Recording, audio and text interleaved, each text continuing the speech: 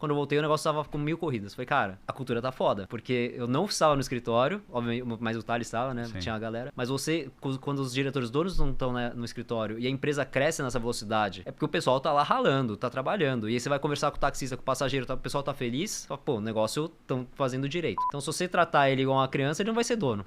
Né? Se você tratar ele igual empregado, ele não vai ser dono. Fiz as contas lá, a gente fez mais ou menos uns 7 ou 8 milionários. Quanto menor a frequência, melhor a pessoa tá indo.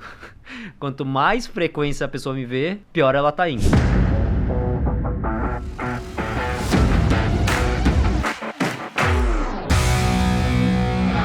Bem-vindos ao Papo de Gestão, podcast aqui do G4 Podcasts, onde a gente traz fundadores, C-levels, diretores e pessoas que estão construindo o Brasil para contar um pouquinho para vocês aquilo que eles estão fazendo, que eles acertaram, que eles erraram, para que você possa fazer a sua jornada um pouco mais tranquila. E hoje eu tenho o prazer inenarrável de trazer esse meu amigo, esse colega, esse cara que me fez entrar no triatlon.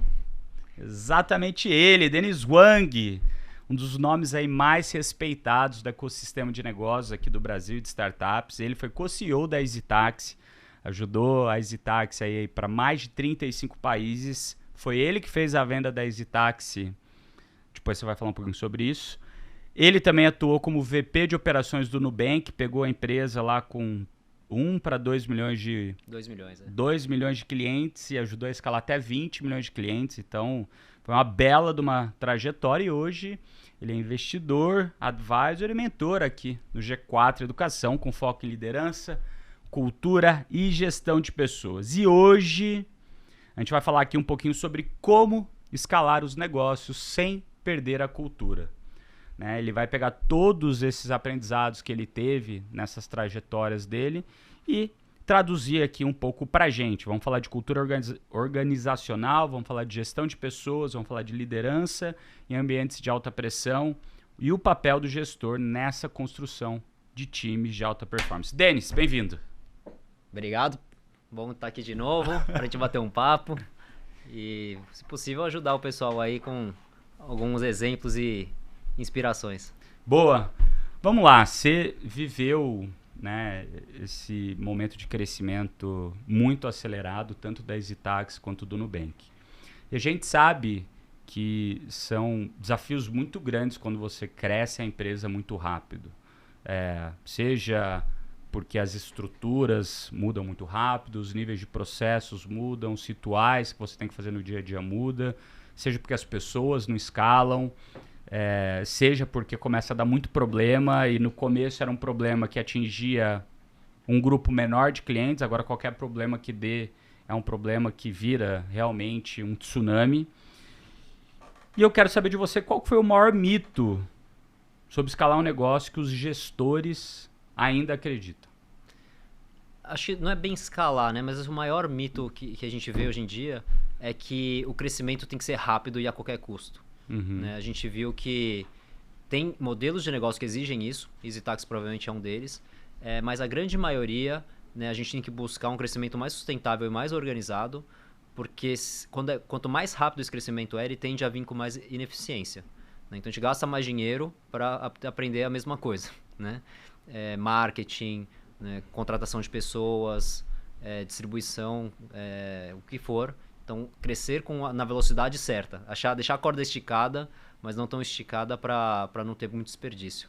Cara, esse é um negócio que você falou antes, é que alguns modelos de negócio exigem um crescimento acelerado. E é um tema recorrente que a gente vê entre muitos empreendedores que passam aqui pelo G4. Eu acredito cada vez menos hoje em dia, mas ainda se tem muito essa áurea de levantei dinheiro pra caramba, vou usar isso, quero levantar dinheiro para minha empresa, quero crescer rápido, mesmo que seja mais ineficiente. Logicamente que nos últimos 2, 3 anos, acredito que a galera, mesmo aquela que não era dessa meiuca, né, ali de startup, de venture capital, eles começaram a entender que crescer a qualquer custo não faz sentido. Porém, quais são os casos que faz sentido crescer a qualquer custo?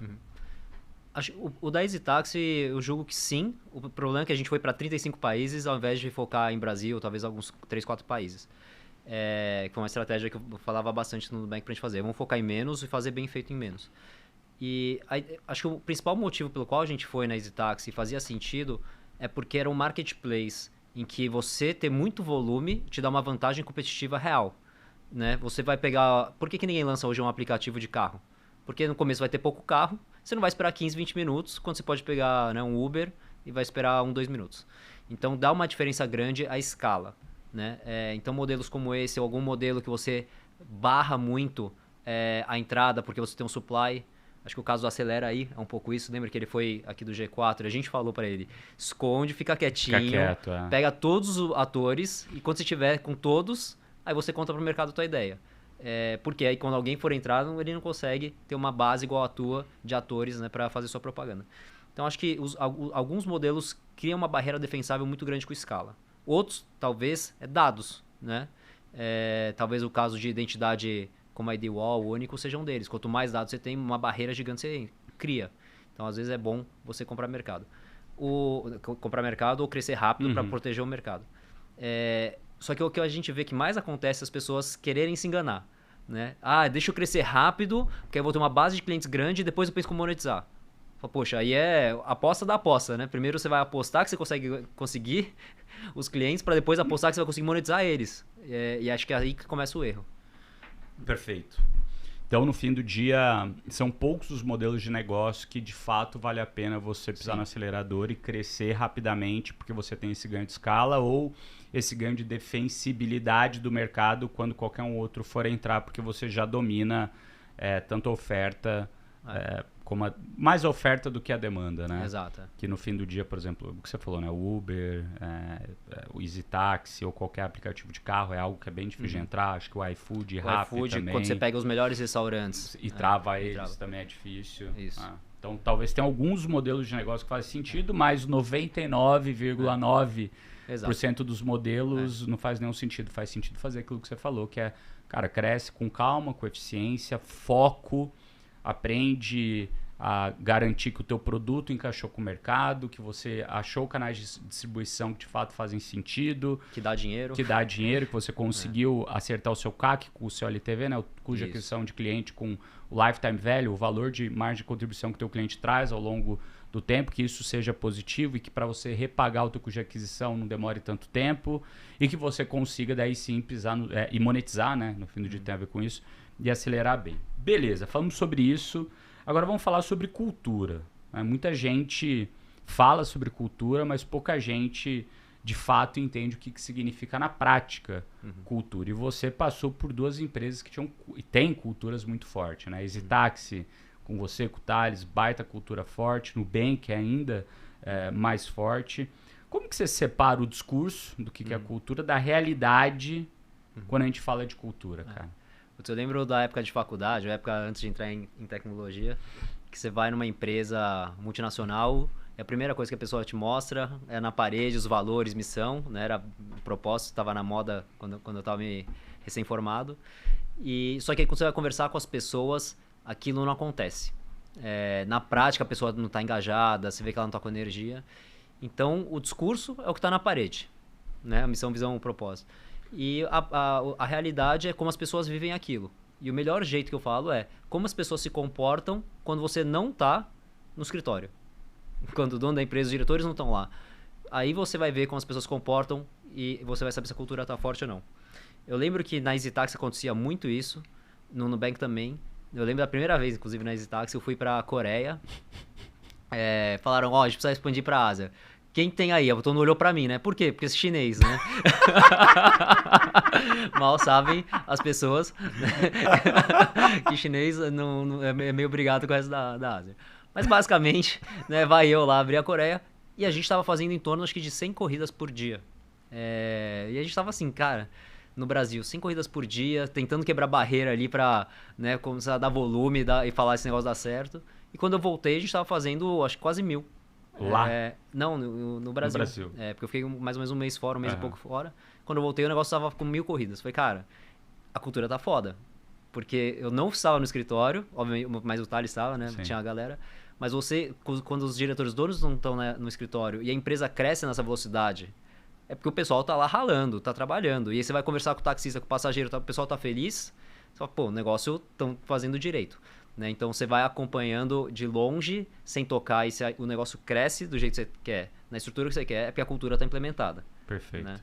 E no Nubank, mesma coisa. Quando a gente ia viajar, fazer alguma coisa fora, as coisas andavam. E andavam na direção muito parecida da que a gente teria tomado as decisões. Então, você vê que as pessoas estavam alinhadas também. E como que você faz para garantir que essa cultura dos fundadores ou da própria empresa, né, que é um pouquinho de cada fundador, que ela seja replicada e de fato instaurada dentro das pessoas? Tem um jeito simples, tem um jeito fácil? Todo mundo que você contrata vai se adaptar à sua cultura, ou você já tende a contratar pessoas que estão mais aptas a aceitarem aquela cultura, ou que já tem isso de berço? Cara, não dá, assim, não vai virar um podcast, né? Vai virar um livro, um audiobook. É muita coisa para fazer. Não é simples. Você vê aqui pelas empresas que você passou, pelo G4, não tem uma bala de prata. E acho que, então, tentar resumir um pouco, acho que a coisa mais importante é que ela seja genuína, né, do que os fundadores acreditam, né? Não dá pra, vou copiar de alguém. Você tem que acreditar naquilo, que você vai viver aquilo e vai tomar decisões com aquilo. 2, eu acho que você precisa contratar pessoas que estão muito alinhadas com aqueles valores. Mesmo que demore, que seja difícil, né, especialmente no começo, né, da empresa. Por quê? Porque aquelas pessoas vão desenhar os primeiros produtos, serviços e vão contratar outras pessoas. Então, demorar e contratar direito, né? E 3, acho que é o comprometimento, especialmente dos fundadores, dos diretores do negócio, de tudo que eles fizerem estar alinhado com aqueles valores daquela cultura, né? Vou dar um exemplo fácil. É muito fácil falar, todo mundo quer, né? Cabeça de dono. Agora vai distribuir participação. Não, veja bem, aí não, né? O cara quer tirar férias, não pode. Pô, mas se ele tá entregando, deixa ele sair quando ele quiser. Então, se você tratar ele igual uma criança, ele não vai ser dono. Né? Se você tratar ele igual um empregado, ele não vai ser dono. Então, tem que estar muito alinhado a isso. Por exemplo, quando a gente fez o IPO do Nubank, em torno de 75% dos funcionários tinham participação na empresa. E muitas pessoas, né, estavam em começo de carreira, eram de times bem operacionais, como os experts de atendimento, e eles tinham participação. Podia ser 1, 2, 3 ações, mas eles se sentiam muito donos do negócio e sabiam que se eles continuassem na carreira lá, eles iam ganhar mais. Né? Então, foi fácil fazer isso para 1.000 pessoas, né? Na época 2.500, 3.000 pessoas, quando eu estava lá? Não. Mas a gente conseguiu personalizar para que a gente vivesse aquilo realmente. Agora, esse é um tema recorrente também aqui no G4 e existem 2 vias muito grandes que são opostas no tema de distribuir participação para a turma. No Brasil, querendo ou não, é muito difícil das pessoas conseguirem tangibilizar o valor que uma ação tem. Então, muitas vezes eles falam, eu vou ganhar uma ação, mas essa ação vale quanto? Quanto que ela vai valorizar? Mas que tamanho que a gente pode ficar? Principalmente se as pessoas não são do mundo de startups, que tem um fundo ali marcando o valor da companhia a algo que não são os fundadores falando. Então, você chega lá com uma Sequoia falando, olha, o Nubank vale tantos bilhões de reais nesse valuation que eu estou aportando dinheiro. Então, as pessoas sabem que aquela uma ação dela vale R$100, R$1.000, R$10.000, R$100.000, o que seja. Então, elas conseguem tangibilizar porque tem um valor na tela. Mas a maioria das empresas, principalmente os alunos nossos que estão ouvindo a gente aqui no G4, até outras pessoas de outras empresas, outras startups que eu já falei, eles veem que os colaboradores às vezes não valorizam aquilo, porque quem está falando sou eu, o Thales e o Alfredo, está falando que a empresa vale isso, mas será que vale mesmo? Porque a gente nunca recebeu investimento de fora. Ou até mesmo essa história de, eu vou dar participação para 1.000, 2.000 pessoas, mesmo que lá na ponta eu dê 1, 2, 3 ações, que no fim do dia é simplesmente algo mais... não vai mudar a vida da pessoa. Você concorda comigo? Mesmo que valorize... É um ato de... 100 vezes... É uma demonstração de que você considera a pessoa. Isso, você considera a pessoa, mas ao mesmo tempo não vai mudar a vida da pessoa. Então, às vezes, se você quer que aquela pessoa receba algo, que tangibilize algo, às vezes é melhor você dar o que a gente chama de cash bônus, né? Você dá um bônus para ela, que caso ela saia durante o período de 1, 2 ou 3 anos, ela tem que te devolver um pedaço daquilo. Mas ela vê dinheiro. Então, ou outras empresas que eu já conversei, empresas grandes, até que tem valor marcado no mercado, que eles preferem, falam, eu não quero dar para 200, 300 pessoas, eu prefiro dar para 20 que fazem a diferença e dar mais para essa galera. Porque esses outros 180, mesmo que mudem um pouco, não vão mudar porque não estão engajados que nem esses 20, 30 que estão engajados. Como que você vê isso, cara? Cara, Nardon, acho que não tem modelo certo. Essa é a verdade. A gente vê casos extremamente opostos, que é o Netflix, que ele tem um salário fixo altíssimo e não dá bônus. E funciona. Então a gente vê outras que só dão participação, né? Dão muita participação no negócio. E você compra a atuação. Exato. E você compra. No Netflix você compra. Num desconto, mas compra. Sim. Então não tem modelo certo. Eu acho que é aquela cultura que você quer criar.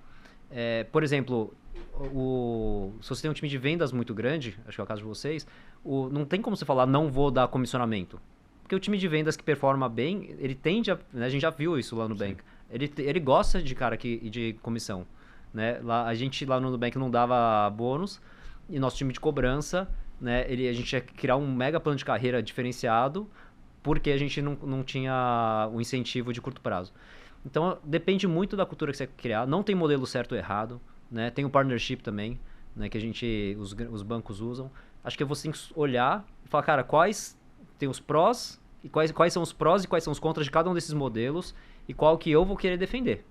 E, né, eu lembro que a gente gastava muito tempo, tanto na EasyTax quanto no Nubank, era explicando stock options. As pessoas não entendiam. Né? E assim, a pessoa fala, pô, mas isso não vai mudar a minha vida. Do mesmo jeito que 10, 20, 30% do seu, ou 1, 2, 3 salários não vai mudar a tua vida, se você está no começo de carreira. Mas se você for ficar mais tempo, você vai ter mais upside. Né? Então a pessoa também, o modelo acho que acaba ajudando você a escolher o tipo de perfil de pessoa que você quer contratar. Perfeito. Eu preciso de um hunter, cara, eu vou dar bônus. Eu preciso dele todo dia, né? Querendo morder a mesa. Putz, eu quero um cara, né, mais sênior e não posso pagar hoje, provavelmente tem que dar participação na empresa. Putz, a gente está já mais consolidado com marca, talvez vai ser um lugar no meio do caminho. Então acho que tem vários modelos e a gente tem que entender e ajustar para nossa realidade.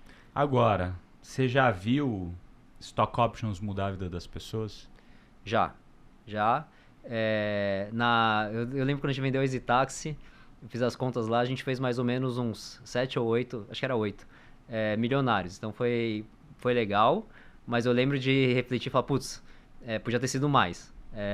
Mais pessoas, né, podia ter distribuído mais. Só que você sabe, lá na Rocket não tinha muito para tirar. No Nubank, eu não sei quantas mais... mas eu acho que é mais de 300 pessoas ali, fácil. Foi, 200, porque se você pensar menos. Quem entrou no começo, o negócio valorizou muito. Né? Sei lá, o primeiro valuation do Nubank foi 20 milhões de dólares. E hoje vale quanto? Foi 10 de dólar. 10 milhões de dólares. Hoje vale quanto a empresa? Hoje vale em torno de 40, 50 bi de dólar. 40, 50 bi de dólar. Tudo bem que deve ter tido uns 50, 60% de diluição no meio do caminho, mas mesmo assim... foi mais ou menos isso. Foi um pouco mais de 50, talvez uns 60, 70. E aí teve... o Davi, ele dava desconto para comprar. Desconto no preço da ação. Então o pessoal foi... Mesmo quem entrou um pouco mais para frente, conseguiu ganhar bastante dinheiro. Eu conheço muita gente que mudou a vida com stock options também, de várias empresas diferentes, mas é aquilo, né? Assim, você tem que estar na empresa certa, entrar no momento certo e acreditar na jornada e estar junto na jornada. Né? E acho que tem o choque que as pessoas precisam entender, né? O choque de realidade que as pessoas precisam entender. Tem gente, tem um outro estagiário que entrou e ficou rico, né? Tem. Na Log tem uma galera desse jeito que eu conheço. Nas startups, essas que cresceram muito rápido, acontece. Mas esse cara é sorte, igual o cara do Facebook, que grafitou a parede, ganhou em participação e o grafiteiro virou rico. Ele ganhou, acho que na época foi, sei lá, 100 mil dólares, algo do gênero, e hoje a participação dele vale tipo 200 milhões de dólares. Exato. Algo do gênero. Então acho que assim... E aí o pessoal fala, pô, mas não é justo. O cara tomou um mega risco, né? Ele não ganhou dinheiro lá, ele pagou para trabalhar nesse caso. E nas startups acontecem isso. Mas é muito raro, né? O cara tá na hora certa, entrar lá. Ele tem que ser um avião também, porque o cara precisa ficar na empresa e crescer junto com a empresa para conseguir ganhar mais participação ao longo do tempo. Mas acontece, mas é raro. Acho que é o cheque de realidade que as pessoas precisam ter. Elas quererem falar assim, eu vou entrar numa empresa que já está consolidada e vou ficar rico, eu tenho pouco tempo de experiência. Difícil, né? Mesmo os executivos entrando numa startup, tá num Series B, C, ele vai ganhar dinheiro, mas não é que ele vai ficar muito rico. Né? Se você fosse começar hoje de novo, hoje, do zero, assim, aonde você apostaria? Não em que empresa, mas em que momento de empresa e por que você começaria nessa empresa? Isso é uma questão muito pessoal, né? Acho que do 0 ao 1 provavelmente não. Aquele comecinho, né, é duro de ficar vendo se o produto vai ter fit de mercado. 2 anos de... 2 anos que você vai lá, atravessar o mar da morte. Você troca papel higiênico, depois você vai falar, tem caixa para a empresa, será que o cliente gosta do meu produto ou não? Faz tudo. Faz tudo. E muita incerteza e muita pivotação, né? Pra até acertar. E às vezes o negócio simplesmente não vai. Pessoas muito boas não conseguem às vezes passar arrebentação. Eu pessoalmente gosto muito, mais ou menos, de um Series B, que é o momento de que você acertou o Product Market Fit, você entende que seu produto é bom, você já achou alguns canais de crescimento e é hora de acelerar. Eu acho que é onde eu hoje consigo mais contribuir para essas empresas. Esse momento de escalar o negócio. Mas se você estivesse começando com 20 e poucos anos, depois que você acabou de se formar na GV, onde você entraria? Depende muito do perfil da pessoa. Eu acho que se você encaixar, você é bom. Né? Não dá para generalizar. Agora, você já enfrentou muita decisão difícil na tua vida, seja nesses momentos, cara, de crescimento rápido ou algum problema muito grande que deu na empresa. Qual que foi a decisão mais difícil que você já teve que tomar como líder nesse contexto? De escalada? Escalada, de crescimento. Assim, tá crescendo pra caramba. Sem ser a vez que você teve que tirar o Thales o probleminha que ele teve lá em algum país que ele foi abrir o Nubank. Depois você pode contar isso, que isso é engraçado, cara. Cara, teve uma vez, eu vou contar um crítico engraçado, no final é tragicômico.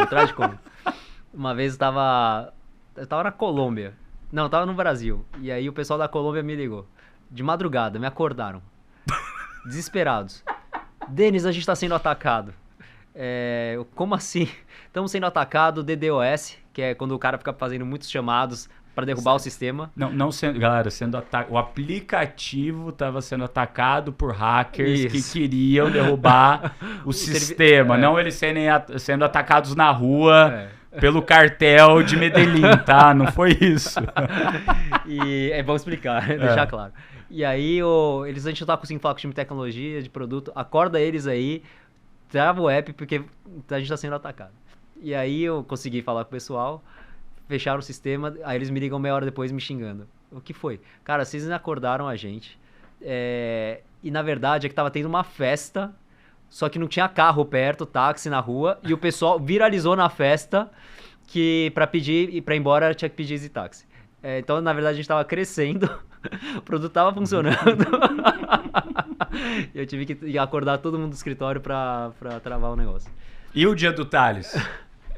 Não, esse dia daí não vou falar. Não, tá esse bom. Deixa pra ele contar, quando ele quiser. E no Nubank aconteceu algum assim, lá no comecinho, que você falou, cara, que loucura. Cara, acho que eu falo que o Nubank ele cresceu de uma forma muito, muito tranquila no aspecto de crises. A gente fala que toda empresa de tecnologia ele vai ter seus sustos. E o Nubank não teve assim, grandes sustos. Acho que por muito mérito de todo o time que construiu o negócio. Teve um grande que aconteceu lá, eu não estava, que acho que foi um momento que poderia ter quebrado o foi banco. Antes, então. Foi antes de eu entrar. Que foi o Banco Central, ele queria mudar o prazo de pagamento dos bancos para os merchants, né, para a loja. Então, uma loja, você vai numa loja e passa o cartão. Eu lembro disso. O banco basicamente paga a loja daqui 28 dias, né, D mais 28. Só que ele recebe mais ou menos uns 15 dias. Então, o fluxo de caixa é positivo. Você vai crescendo, você não precisa capitalizar a empresa para isso. Ou colocar Basileia para bancar. Basileia sim, mas não, você não precisa capitalizar o capital giro. E aí, nos Estados Unidos é D mais 2. E os grandes bancos viram que tinham essas startups, especialmente o Nubank, né? E começaram a pedir para o Banco Central reduzir o D mais 28. Era assim, vou tirar uma mão para não perder o braço, né? Porque eles também iam tomar. Eles também iam tomar, mas eles tinham capital suficiente, porque eles têm depósito, exato. E aí o Banco Central falou que estava pensando em tomar essa decisão, e isso quebra o banco, né? Uma startup que não tem capital. E aí acho que foi o momento de maior incerteza se o banco ia existir ou não. E aí é um bom exemplo de como a cultura foi formada no Nubank. Olha, eu sei essa história porque eles vão contando essa história para mostrar o exemplo de como a gente deveria agir. Pessoal, você como um dos líderes deveria agir com a mesma transparência que a gente agiu nessa situação. Eles descobriram isso no dia da festa de final de ano. A diretoria inteira foi para uma sala, discutiram e eles chegaram e falaram, olha, na segunda-feira para toda a empresa, a gente pode não estar aqui daqui a alguns meses porque está acontecendo isso. E o nosso plano é fazer isso assado para ver se a gente consegue reverter. Né? E aí o pessoal obviamente foi para Brasília conversar com o Banco Central e o Banco Central entendeu que não era uma boa decisão porque era contra a competição e não a favor. E no longo prazo era pior. Então isso mostra o quê? Olha a maturidade com que foi tratado o caso, especialmente a transparência com os funcionários. Isso criou um laço de confiança e é assim que a gente vai lidar. Quando você tem um problema, você vai primeiro entender o que você vai fazer, depois comunicar internamente para quem precisa saber. Então é um bom exemplo de não ficar escondendo ou como foi criada a cultura do banco. Boa. E você, quando entrou lá, né, com 2 milhões de clientes e ajudou a escalar até 20 milhões de clientes, você cuidou muito da parte de operações, que era uma parte talvez muito nervosa do negócio. Não porque não tinha escalabilidade, mas porque quanto mais cliente entrava, mais você tinha a garantir, além da tecnologia, né, além das pessoas, dos processos, da tecnologia que fosse escalável, você também tinha que garantir que o time crescesse para suportar aquele crescimento.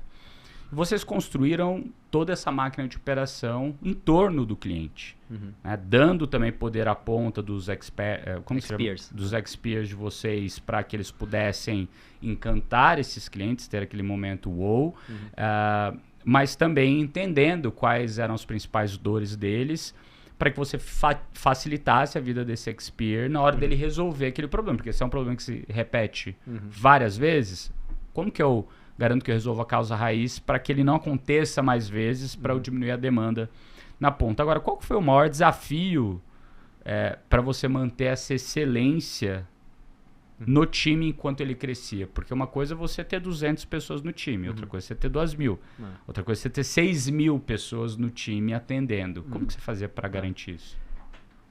É interessante, quando eu entrei lá, a gente, né, a cabeça sempre foi de ser uma empresa de tecnologia e não uma empresa tradicional. E uma empresa de tecnologia tem poucas pessoas, né? Você tem mais programadores, desenvolvedores, produto, do que necessariamente operações. E a cabeça era muito essa. Só que quando eu cheguei lá, a escala já estava todo mundo trabalhando 6 dias por semana, com 2 horas extras. Ou seja, mais 1 hora extra a gente é preso, né? É considerado escravidão. E aí vai muito de pessoas, processos e produto. E eu falo assim, gente, beleza, olha a velocidade que a gente está crescendo.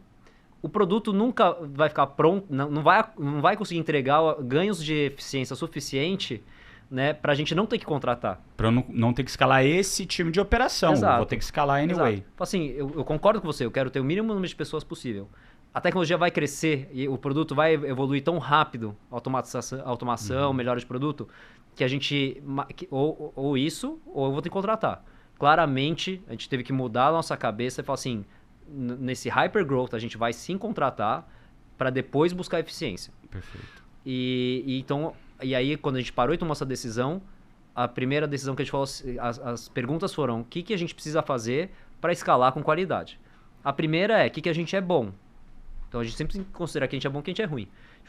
A gente é ruim de prédio, né, gestão de muita gente, etc. Então a gente tomou a decisão de fazer o outsourcing e usar empresas terceiras, BPOs. E a outra, eu olhei para dentro e eu tive assim, como que a gente vai fazer essa gestão de BPOs? Outra coisa, o time internamente vai ter que crescer, porque para terceirizar você não vai fazer do dia para a noite. E que para mim é o maior desafio de escalar os negócios também, a gente olhou e falou assim, vai faltar middle management. Porque quando você tem 10 pessoas, beleza, uma pessoa lidera 10 pessoas. Agora quando você tem 1.000 pessoas fazendo atendimento, você tem vários níveis hierárquicos. E eu falei assim, da onde a gente vai trazer essas pessoas? Dá tempo de formar?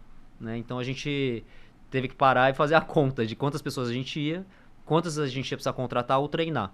E o gap era muito grande. E a gente perceber isso 1 ano a 2 antes de ter que contratar todo esse time, garantiu que a gente conseguisse fazer aos poucos e manter cultura e qualidade. Perfeito. Você já tinha um valor, que eu lembro quando a gente foi visitar lá, que vocês fizeram um tour, né? Depois acho que a Cris conversou com a gente também, e um dos valores era o Smart Efficiency, né? A inteligência, quer dizer, a eficiência inteligente, que é exatamente esse exemplo que você acabou de dar. Na maioria das vezes, eu vou querer colocar uma tecnologia para resolver o problema. Agora, por muitas vezes, a tecnologia vai custar muito mais caro, ou vai demorar muito mais tempo para ficar pronta do que eu resolveria colocando gente para resolver o problema. Então, tenho que saber muito bem o momento de colocar a tecnologia, mas o momento também de colocar gente para resolver um problema. Ou, às vezes, uma pessoa vai conseguir resolver algo que em engenharia talvez me custasse R$1 milhão. Então vale a pena eu ter essa pessoa do que gastar esse R$1 milhão. Já existia esse conceito ou não? Sim. Cara, os valores do Nubank de hoje são os mesmos de quando a empresa tinha 3 meses de idade. Que loucura. Tem uma plaquinha lá no escritório que mudou um pouco as palavras, né? Pra ficar mais bonitinho, mas tem uma plaquinha até hoje que tem lá de quando a empresa tinha 3 meses e é muito parecido. E aí vou dar alguns exemplos práticos que sempre acaba, né? A nossa filosofia é essa aqui no G4. Eu lembro quando eu entrei no Nubank, eu usava o cartão do Nubank para viajar o mundo inteiro pela EasyTaxi. E eu falei pro Ed, pro CTO co-founder, cara, eu entrei aqui porque esse produto é incrível. É o único que o antifraude não trava, né? Eu tô lá com outro bancão, vou usar, trava. Porque eu viajo muito. E aí ele falou, Denis, vou te confessar. Ele não trava porque a gente não tem antifraude. Não deu tempo de fazer ainda. Então a gente tem um Excel lá, uma pessoa que puxa o Excel. O Joãozinho. E vê lá. Se por acaso aparece alguém fazendo muita transação internacional, a gente bloqueia. Esse é um bom exemplo. A outra tem que fazer verificação. Hoje é fácil, tem tecnologia para isso. Hoje existe antifraude lá, tá, galera? Hoje tem. O banco isso é muito maior do que era naquela época. A gente tá falando isso faz tempo já. Isso é 2017? 2017. E aí, basicamente... Não, hoje o banco ele é tão seguro quanto os grandes bancos. Mais seguro. E aí, por exemplo, o outro foi... Quando você vai abrir uma conta, você tira uma selfie, né, e o seu documento.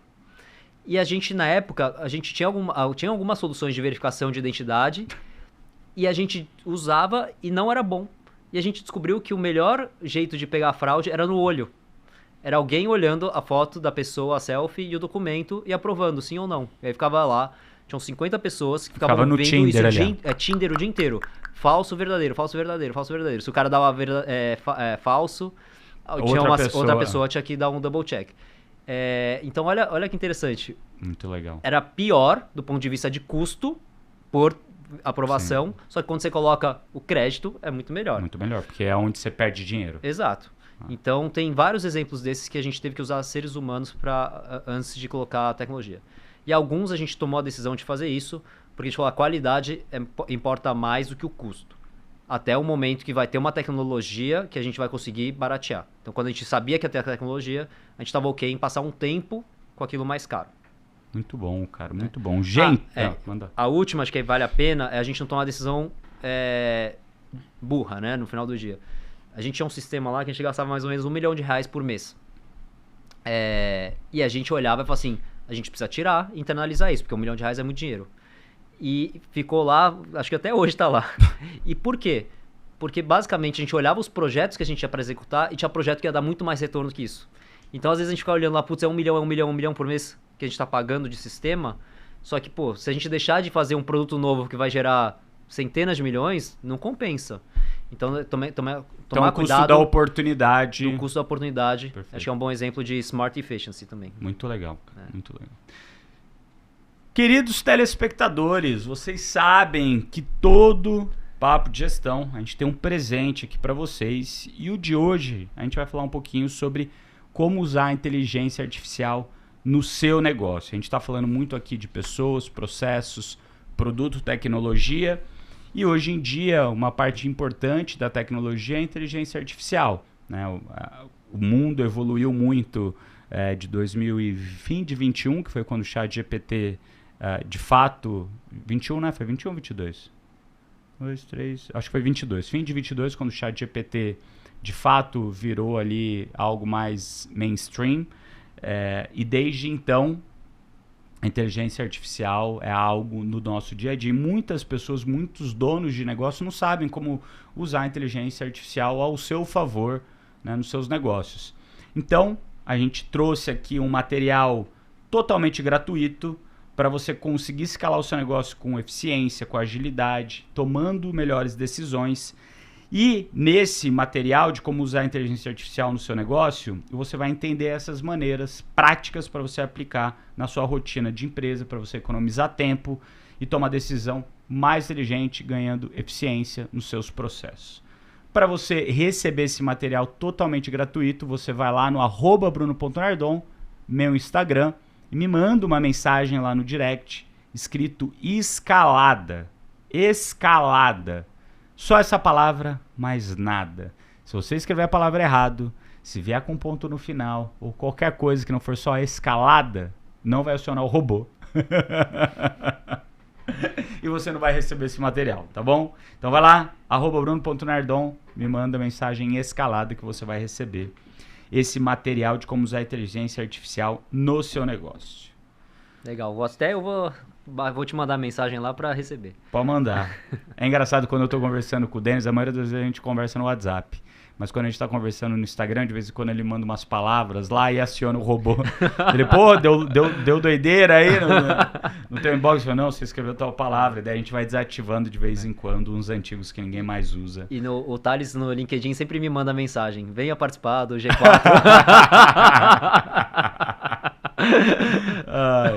Agora, vamos lá. Voltando para pessoas e retenção de time. Uhum. A gente vê que muita gente, como gestor, aquele gestor de primeira viagem, ou até mais os mais experientes, acabam cometendo alguns erros crassos e acabam perdendo o time por não saber engajar e reter o time. Quais que são os maiores erros na gestão de pessoas que você vê e que você já viu aí ao longo da sua carreira inteira? Legal. Cara, acho que também, de novo, dá para passar horas falando isso, né? Mas passar alguns que acho que vale ressaltar aqui. Primeiro, acho que a gente dá muita clareza para o time do objetivo que a gente quer chegar, né? Acho que as pessoas são movidas a desafios e elas querem, né, se sentir desafiadas a chegar lá, né? A gente sempre fala que pessoas boas querem desafios grandes. Então, ela tem um alinhamento nisso.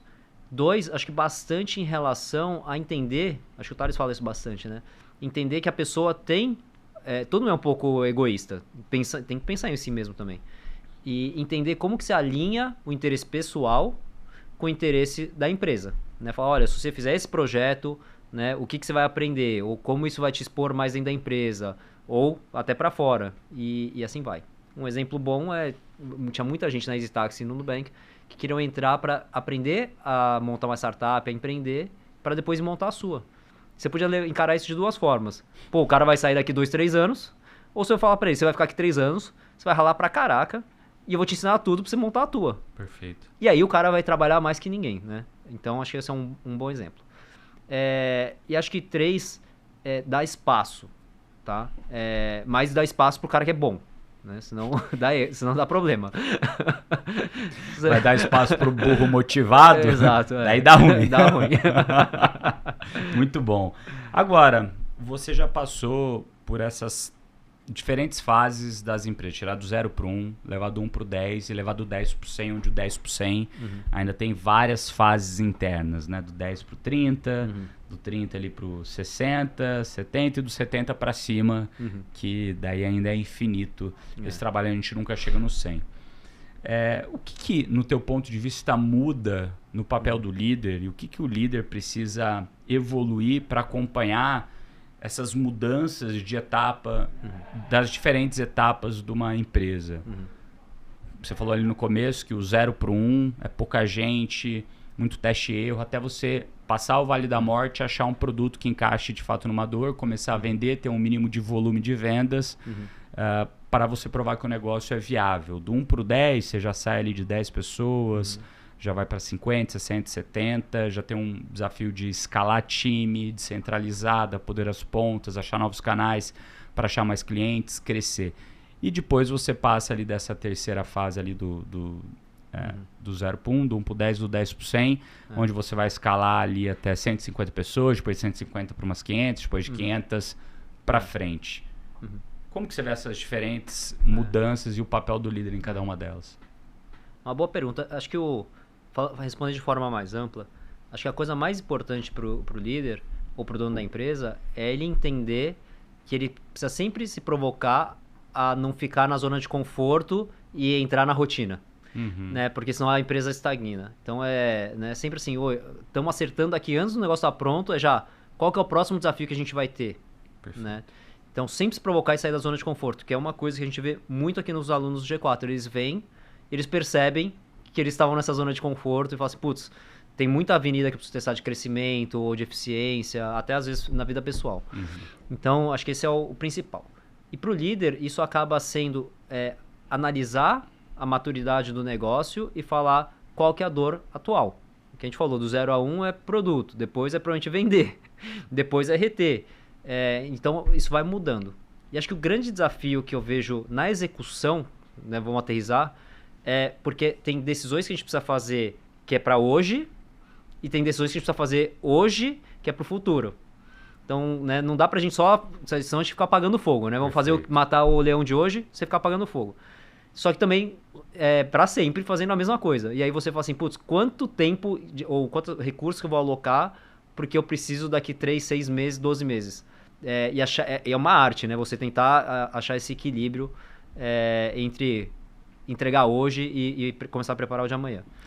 Eu lembro que você me contou que, né, quando você estava no Nubank, principalmente, que tiveram algumas fases lá dentro que você passou e que teve algum momento que o próprio Davi falou, cara, eu preciso trazer mais gente que passou por esse novo momento que a gente vai passar agora, que é de escalar dos 20 milhões de clientes para... Quantos clientes está hoje? 100, 200, sei lá. 110, 110 milhões.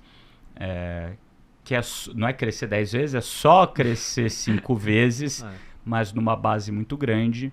E nesse momento ele começou a procurar muita gente que já tinha vivido isso nos próprios Estados Unidos, que já tinham feito 1 ciclo, 2 ciclos, 3 ciclos em empresas grandes nos Estados Unidos, como o próprio Google, própria Meta, entre várias outras empresas que são Apple, que são referência lá nos Estados Unidos e que essa galera já tinha sido formada e já tinha passado por esses problemas e que poderiam trazer esse conhecimento e aplicar muito bem no Nubank aqui no Brasil. Que é algo que quando você volta para o Brasil, a gente... Talvez a gente teve as gerações de fundadores e gestores de negócio de internet. A primeira geração onde tudo era mato, lá no fim dos anos 90. Não tinha quem contratar. Não tinha nem internet de direito. Depois você teve ali a passagem dos anos, né, bolha, daí dos anos 2000 até 2008, 2009. E ali 2008, 2009, 2010 começa... essa nova geração, que foi quando a gente entrou ali, 2010, 2011, que é uma geração que começou muito fomentada pela Rocket, mas também por várias outras empresas que vieram ao redor. Mas muitas empresas que vieram ali ao redor, que formaram pessoas que hoje ou são fundadores de empresas que tiveram muito sucesso, ou são pessoas chaves nas grandes empresas, como o próprio Nubank, Quinto Andar, iFood, entre todas essas outras. Muito dessa turma que foi formada aqui há 15 anos atrás é a galera hoje que lidera, né, essas grandes empresas no Brasil. Logicamente que daqui a 10 anos essa galera vai ser muito mais veterana e das empresas que ficaram esses gigantes... Estão formando mais gente. Estão formando mais gente, isso é muito bom para o mercado. Eu lembro que na época que a Rocket veio para o Brasil, muita gente criticava. Principalmente quem tinha muita inveja, né? Que é sempre quem critica. O hater é o eterno... quem não está fazendo. Quem não está fazendo, quem não está ali na arena, e o eterno amante que gostaria de ter passado por aquilo e arranja uma forma de criticar. E eu vejo que sim, o modelo da Rocket tem suas críticas, porém ele foi muito importante, não só para o Brasil, mas como para o mundo inteiro, que criou uma geração de empreendedores de tecnologia que, se não fossem por eles, muitos dos grandes negócios que surgiram no Brasil e em outros lugares do mundo não teria acontecido. Sim. Porque a galera não teria tido esse conhecimento.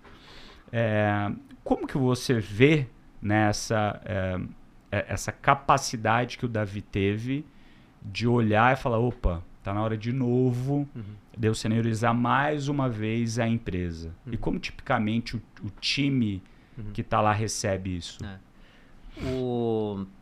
Cara, acho que na cabeça dele, ele nunca pensou em fazer uma empresa pro Brasil, sabe? Ele sempre falou, cara, os benchmarks dele sempre foram lá fora. Acho que a ambição também, de construção de empresa, uma empresa que fosse competir com uma empresa do Vale do Silício e não com as startups no Brasil. Até porque não tinha empresas muito grandes, né? Ele estava nessa leva aí o Nubank começou em 2013. Então o benchmark era lá fora. Então, na cabeça dele, para escalar, e que faz muito sentido, é a gente sempre pegar e contratar pessoas que já passaram pelo ciclo. Então, quando eu entrei, ele falou assim, quem já construiu uma empresa de 1 bi? Né? Então, vamos contratar. Quando chegou em 1 bi, quem já construiu uma empresa de 10 bi? Vamos contratar o cara que já fez 10 bi. Eu não quero pagar para alguém me ensinar, para eu ensinar ele, para ele aprender. Eu quero pagar alguém que vai me levar até lá. Quando chegou em 10, ele falou, cara, quem já fez 100 bi? Né? É uma empresa de 100 bi. Quem já trabalhou e construiu especialmente, não só trabalhou, né? Não é o executivo, é quem montou. E aí a gente vai atrás dessas pessoas. Então acho que foi essa visão de, cara, quem que eu quero ser? Quem que eu admiro? Eu vou trazer alguém de lá que vai me ensinar a ser como aquela empresa. Perfeito. Você fala muito sobre liderar pelo exemplo. Como aplicar isso em estrutura cada vez mais descentralizadas e remotas? A gente vê que durante o Covid teve esse movimento grande de todo mundo se tornar remoto. Graças a Deus, isso voltou à normalidade, onde o remoto, na maioria das empresas, diminuiu. Porém, existem empresas que nascem como remoto e que já aprendem a trabalhar como remoto, que souberam crescer desse jeito e funcionam muito bem. Como que você vê que o liderar pelo exemplo hoje em dia funciona, principalmente quando você descentraliza, mesmo que seja presencial? Sim. Quando você cresce, você está descentralizando. Né? Você vai ter líder de líder, você vai ter... você não está em todas as tomadas de decisão. Então, acho que o mais importante, na minha opinião, é ter muito claro o que são os valores da empresa e os objetivos que você quer atingir de médio e longo prazo. Especialmente formar a liderança que está tomando essa decisão. Tá? Então, basicamente, começou com um time pequeno, treina os próximos gestores para que quando eles forem tomar decisões, vão ser muito parecidas com as suas. Perfeito. E eles vão treinar seu time. O que a gente aprendeu na EasyTaxi e no Nubank? Primeiro, começa tribal. É você fazendo e o cara olha e fala, eu tenho que me comportar igual a ele. Né? Depois, você precisa começar a institucionalizar isso. Que é trazer... E para fazer essa primeira parte é muita frequência, né? Muita reunião de alinhamento. Né? Olha, meta, bateu, não bateu, porque a gente está tomando essa decisão, é verbal. E aí quando você começa a trazer mais gente para ter líder de líder, por exemplo, você já não está em todas as tomadas de decisão, é conseguir criar muitos rituais. Ter a clareza, né? Ter o onboarding, contando a cultura, mas muitos rituais em que tem esse alinhamento. Desde um all hands, em que você senta uma vez por mês ou cada 2 semanas e você conversa com toda a organização. É uma forma do fundador ainda, dos diretores, conseguirem passar o que eles estão pensando, passar a cultura, reforçar alguns exemplos, né, reconhecendo alguém. Até lá na avaliação de desempenho tá incluso sim a parte de performance, entregou resultado ou não, e como entregou, que é a cultura. Você entregou roubando ou você entregou jogando limpo, né? Perfeito. Então, você precisa criar todo um sistema para isso. Mas o mais importante, de novo, é você formar muito bem os seus primeiros líderes, né? Igual o time entrosado. O cara já pensa igual você, porque ele trabalhou tanto com você que ele vai ensinar o próximo.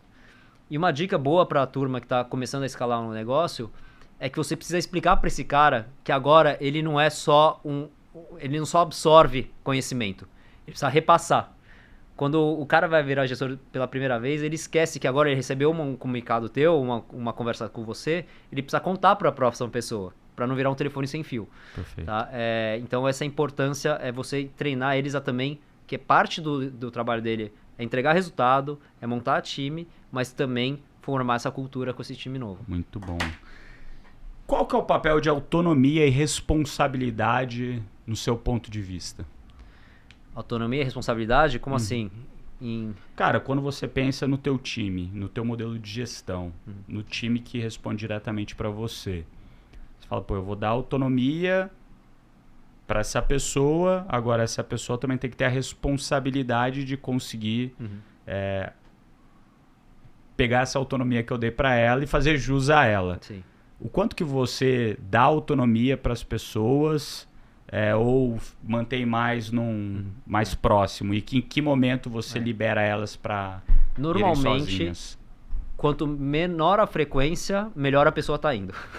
Quanto mais frequência a pessoa me vê, pior ela tá indo. No final do dia, quem tá performando bem, você dá o objetivo, você só precisa alinhar, né, de tempos em tempos para falar, ela tá indo na direção certa, mas mais importante do que isso, ajudar ela a tirar qualquer barreira que tiver. Os blockers. Os blockers. Sempre tem. Seja recurso, seja conflito interno, seja desenvolvimento pessoal, alguma coisa que ele não sabe. E isso é conquistado, né? A autonomia, na minha opinião, é conquistado. Primeiro, quando você contrata uma pessoa, você precisa ver se ela vai conseguir entregar. Você não vai delargar alguma coisa para ela, porque é até sacanagem com a pessoa que está entrando na organização. Então, no começo, dar pequenas atividades ou responsabilidades menores. Se ela entregar, você vai dando responsabilidades maiores. Ela não está entregando, você vai aumentar a frequência para entender o porquê de contato com ela, para entender o porquê que ela não está entregando, para ver se é falta de clareza, se é falta de recurso, porque ela não conhece a empresa, ou ela ainda está fazendo o ramp-up dela na organização, ou se é por falta de competência, né? Então, acho que é assim, quanto menos me vê, a pessoa sabe que está indo bem. Muito bom. Ainda tem outras perguntas aqui no roteiro, mas eu vou pular essas perguntas. A galera tá gostando. Eles vão falar, pô, Nardon, vai mudar de assunto que o assunto tá muito bom. O assunto tá muito bom. Se você quer saber mais e aprender mais com o senhor Denis Wang, vem aqui pro G4 Gestão Estratégica, que ele é mentor de alguns dos nossos programas. Tanto Traction, que ele é professor, como Gestão Estratégia. Em algumas turmas ele está escalado para ser mentor e tem o da de CX galera. também, né? E tem o de CX também, o de experiência do cliente. Agora, vamos falar sobre outro tema. Triatlon. Me conta mais sobre o triatlon. Dia 1º de junho de 2025. Que loucura é essa? O que vai acontecer nesse dia, cara? Por enquanto, a gente tá inscrito. No Ironman. Inscrito pra quê? No Ironman? Pro Ironman. Mas é Ironman ou é o 70.3? Não, é o Ironman. É o full, né? É o full inteiro. É sofrer por inteiro. Que tamanho que é essa prova? Que a gente vai nadar 3.800 metros no mar. Não tem aquele negócio de lago, nada, é no mar. Depois a gente vai pedalar 180 quilômetros.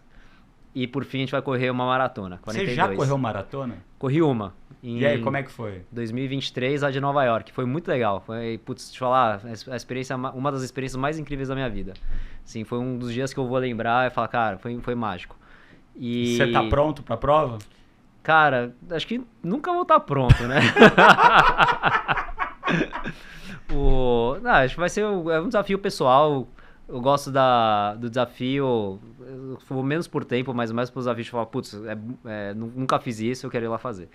Então vai ser divertido, tô treinando. O difícil é eu treinar, né? Chegou lá no dia, nem que eu tenha que andar, vai lá e faz o que tem que fazer. E treinar que é difícil, manter a rotina, disciplina, desde a alimentação, exercício. Agora, sono.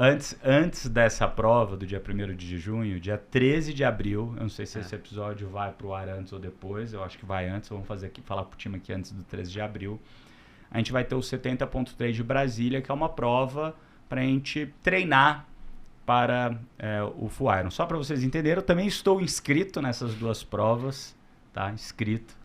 Farei as duas provas. E eu lembro que ano passado a gente fez antes do 70.3, que você já tinha feito um 70.3, antes do de São Paulo a gente fez em Santos um olímpico juntos, que foi a minha primeira prova oficial que eu fui fazer. E pra mim eu tava ansioso, pô, vou fazer a primeira prova, 70.3, será que eu vou conseguir correr 10 quilômetros? Pô, mas depois eu vou ter que correr 21. E de lá pra cá, o tanto de treino que eu fiz, o tanto de hora que eu passei sentado na bicicleta treinando, me deu a tranquilidade que o 70.3 agora eu tô na cabeça igual foi o olímpico. Pô, natação vai ser de boa, 1.900 vai ser tranquilão. Espero, né? Os 90 de bike, de boa, tô treinando 130 num sábado, pô, 90 vai ser de boa. E os 21 ainda pra mim, que vindo uma lesão agora no fim do ano, fiquei 2 meses sem treinar, talvez vai ser um pouquinho mais difícil. Mas vai que vai, porque eu ainda vou ter que correr a maratona lá no full. O que você acha que nessa preparação tua toda, além dos treinos, tem sido mais difícil? Na preparação mais difícil? Cara, acho que na preparação nos últimos, tô falando de triatlo, que é 2 anos e meio, 3, o que eu acho que é o mais difícil, o físico você vai aprendendo e vai lidando e é mais binário, né? Tô com uma dor aqui, resolve. Não tô aguentando o fôlego, corre mais tempo com uma intensidade mais baixa. É mais fácil de resolver. Uma coisa que eu tava refletindo muito é o mental. Porque você vê, né? A primeira vez que você fazer um olímpico, você fala, cara, será que eu vou conseguir um olímpico? Aí você faz e fala, pô, não é tão ruim. Aí você vai e faz 70.3, pô, não é tão ruim.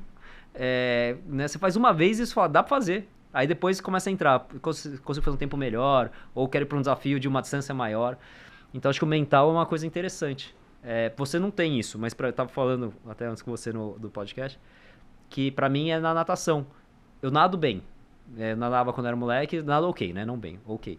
Mas chega na prova, aquele bando de gente, aquela água mais mexida, né? Não tem a linha no chão, eu fico afobado. Te dá ansiedade. Me dá ansiedade. E aí eu demoro uns 10 minutos na natação pra encaixar. Fala, cara, relaxa, você sabe fazer isso. E vambora. Então eu preciso. É mental. Pra mim, acho que é mais mental. Não tô com energia. Come mais. Você vai resolvendo. Isso é um. Acho que o mental. 2, eu acho que é conciliar a agenda, né? Porque demanda bastante tempo. Então você precisa ter muito mais disciplina de agenda do que... né? Se você for fazer um esporte, consome 1 hora por dia, 1 hora do seu dia. 3, ter a família que entende.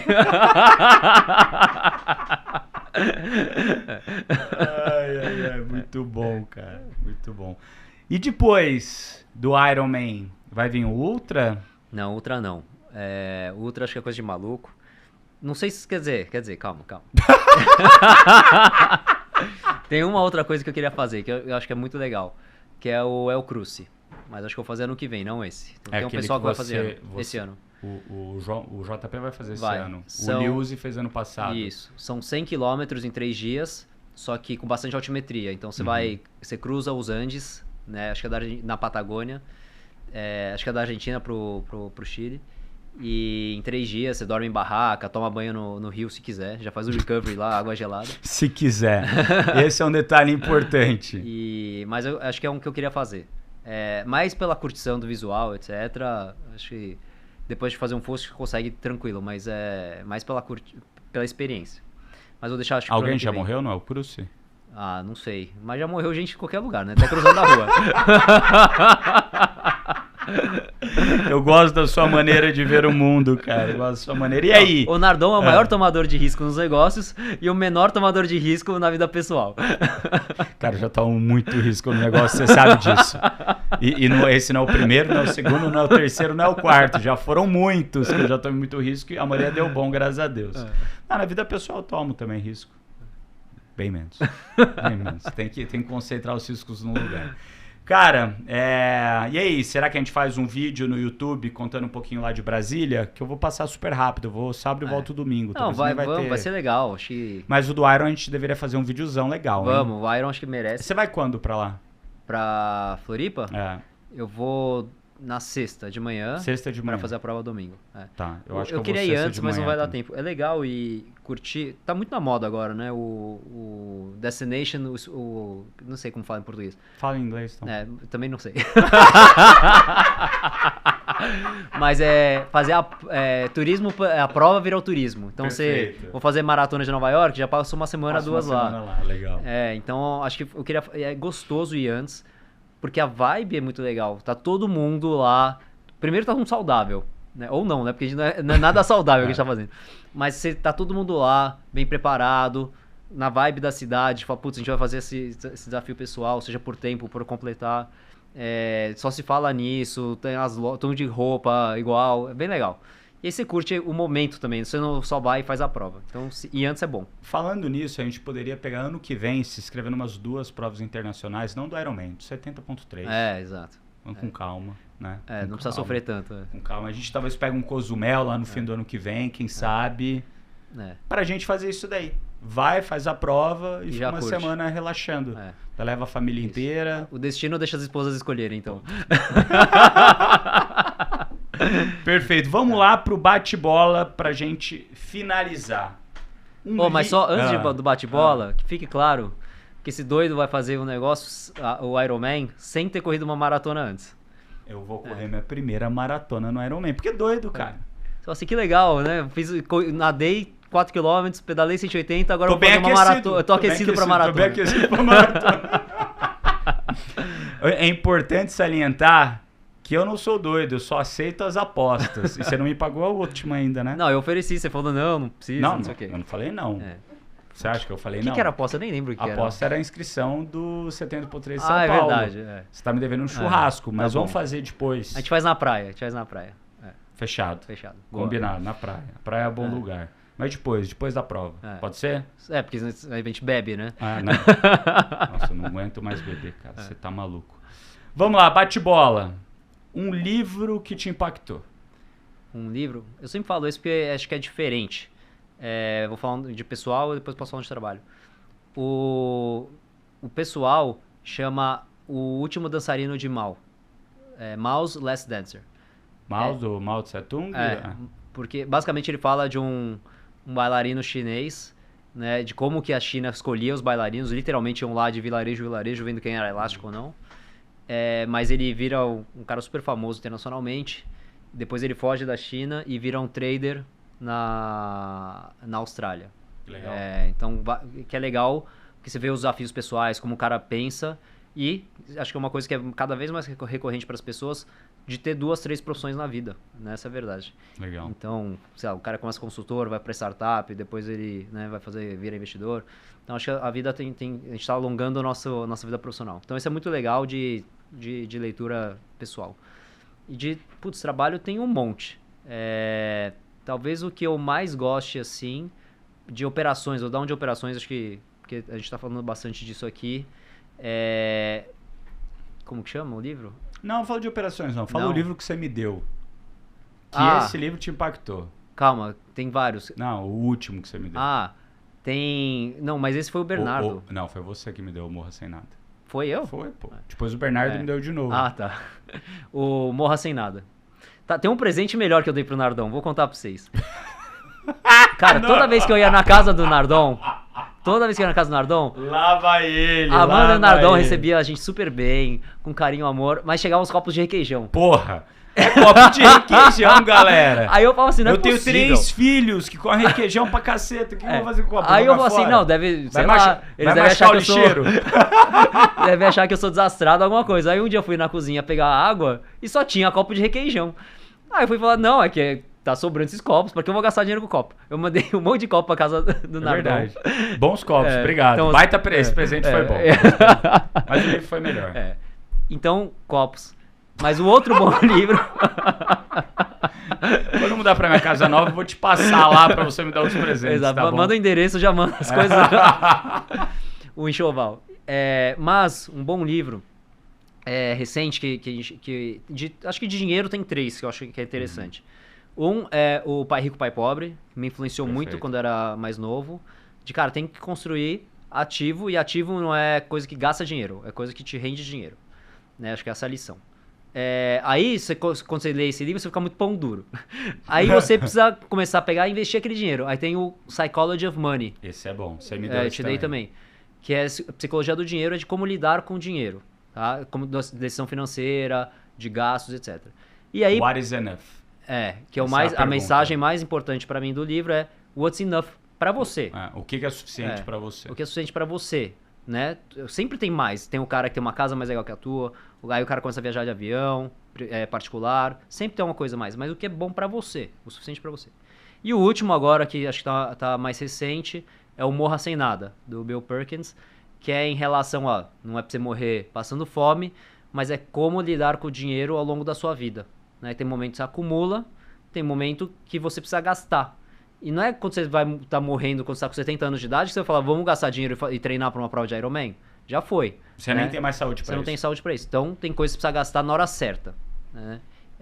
Ele fala como você otimiza pra tempo. Exato. Porque no fim do dia é o tempo que é o bem escasso que você tem, não o dinheiro. Isso. Tem uma anedota que é de tecnologia, a gente fala que você pode pedir alguma coisa. Pode ser bom, tempo, qualidade, rápido e dinheiro. E valor. E valor, é. E tem o da vida, que é saúde, tempo e dinheiro. Você nunca na vida tem os três, né? Então você tem que saber quando gastar, quando você otimiza o uso deles. Ó, ficou filosófico aqui. Ficou bom, hein? Saúde, mas tempo, dinheiro. Já parou pra pensar nisso? Isso é uma boa reflexão. Já, hoje em dia tá mais equilibrado, mas por muito tempo, eu tinha pouco tempo pra acumular dinheiro e a saúde foi pro espaço. Exato. E aí quando você era jovem, tinha muito tempo, saúde, zero dinheiro e saúde pra caramba. Hoje em dia tá mais equilibrado. Exato. E achar esse equilíbrio, não é todo mundo consegue, né? É um privilégio ter os três equilibrados, né? Exatamente. Senhor Denis Wang, não vou fazer mais o bate-bola, porque foi melhor do que o bate-bola esse final. Muito obrigado por estar aqui mais uma vez. Obrigado por ser esse amigo, esse brother que sempre tá aí pros tempos bons, melhores e pros ruins de vez em quando. Muito obrigado. Obrigado aqui. Para te seguir, como que a gente faz? No Instagram, @Wengs, WUENGS. De vez em quando posto algumas coisas, abro caixinha lá. Ou no LinkedIn, né? Boa. E, galera, sempre tô aí no G4, que vocês precisarem. Acompanho a trajetória desde a primeira imersão. E o mais legal é o impacto que esse negócio tem pros alunos. Lembra, desde a final da primeira imersão, a gente sentou no sofá exausto. Falou, cara, dá pra ajudar o Brasil. E com uma dica ali, uma ajuda para cada empresa, a gente pode transformar esse país. Então, participem de alguma imersão. Assim, é incrível o retorno que a gente recebe dos alunos de feedback de como melhorou o negócio deles, assim, real. Muito bom. Denis, mais uma vez, muito obrigado. Para vocês que nos ouviram até agora, um grande abraço e até a próxima. E nos acompanhem, que lá no YouTube, no meu YouTube, do Bruno Nardon, vai ter vídeo legal sobre Brasília, sobre o Ironman e sobre as bagunças que a gente faz aí, as modas que a gente inventa. Não só sobre isso, depois eu vou contar mais novidades aqui, que o canal esse ano vai impactar a sua vida, beleza? Beijo, abraço, até a próxima. Tchau!